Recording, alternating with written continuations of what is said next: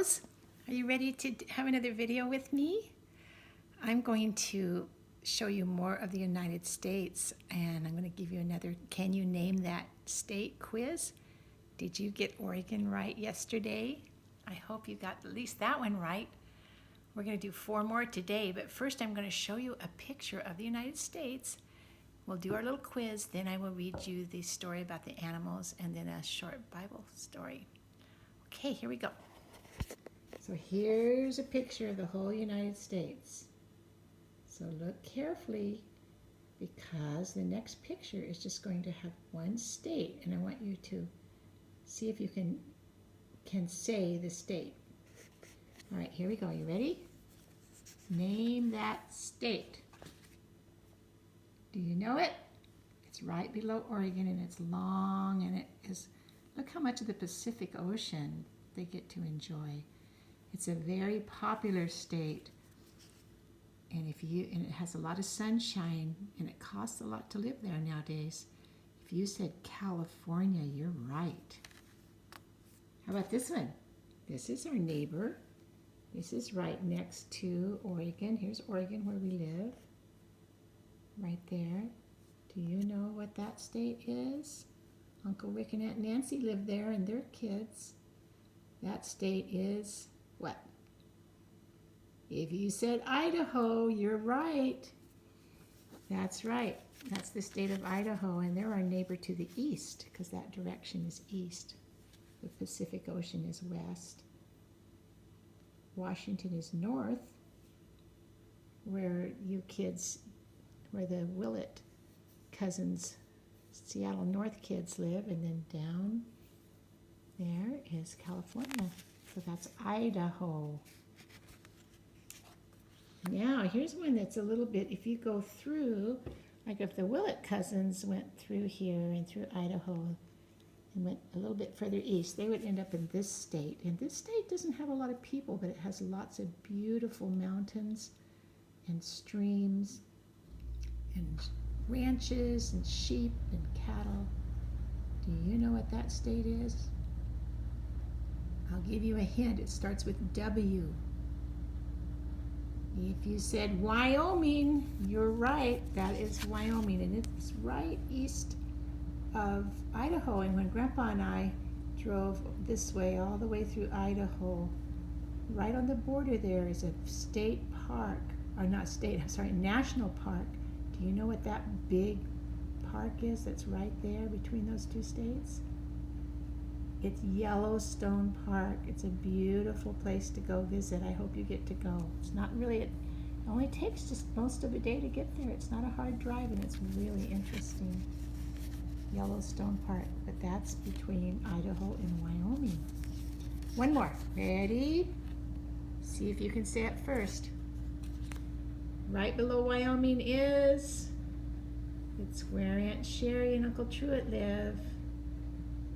Do you know what it is? It starts with a C. It's Colorado. If you said Colorado, you're right. And look how close now Colorado is to Arizona, where Grandpa and I are right here. We could drive straight up and we would be in Colorado right there. Yeah. I'll give you a hint. The one directly above us is Utah. I can always remember Utah because it has that little stair step in it right there, that little notch. So let's say the states we've talked about today. What? California. What? Idaho. What? Wyoming. What? Colorado. Good. We've done all of them around Utah. We haven't done Montana and Utah. I bet you they're coming up. Okay, so that's the states for today. Let's go to our story. We talked about who was the fastest, who was the slowest, who was the heaviest. Today we're going to talk about who are the smallest animals. The very smallest animals are one-celled. They're just made up of one cell, and they're called protozoa. Now, this is not something you're going to go outside and see. You have to have a microscope. They're still animals. Even though their bodies are just a single cell, these creatures can eat, they move, and they reproduce themselves. That means they make more of them. Most one-celled animals live in water. So if you went out and got some pond water and you put it under a microscope, you could see these tiny, tiny animals. And here's some more. These animals, the smallest animal, birds are hummingbirds. Now I was just watching the hummingbirds outside on my pineapple sage I planted when I was down here. I'll try to get a picture of them. They were enjoying those red tubular flowers. See those red tubular flowers? They love to stick their little beak in there and suck the nectar out. Anytime you plant something with red tubular flowers, you're going to have hummingbirds. The Cuban bee right here, the Cuban bee hummingbird is not much bigger than a bumblebee. Oh, I see they're comparing it to a bumblebee, yeah. Wow, that's a tiny little bird, isn't it? See, you can compare it to the bee there. Think how intricate and beautifully made it is, and yet it's so tiny that it's about the same size as that bee. What about this one? This smallest animal, the smallest mammal. Now remember, mammal does two things. It's warm-blooded, and it makes milk for its babies. We can remember that. So the smallest mammal, which is a kind of animal, is the pygmy shrew. It's only 2.5 inches long. That's only about that big on Grandma's finger, Grandma's little finger. That's a tiny little animal, isn't it? Yeah. Okay, and then let's go ahead and talk about the tallest animal. I bet you can guess what a tallest animal in the world is. Which animal is the tallest? You got it. The African giraffe is the tallest animal on earth. A grown male, the daddy one, can be 18 feet high. Wow, that's like taller than your house probably. Yeah. That means he could, if he was standing by your house, he'd be looking over the roof. When a baby giraffe is born, it is as tall as an adult human being. So when a baby giraffe is born, you could, your daddy could walk up to it and look it right in the eye right when it's born. Isn't that something? Okay.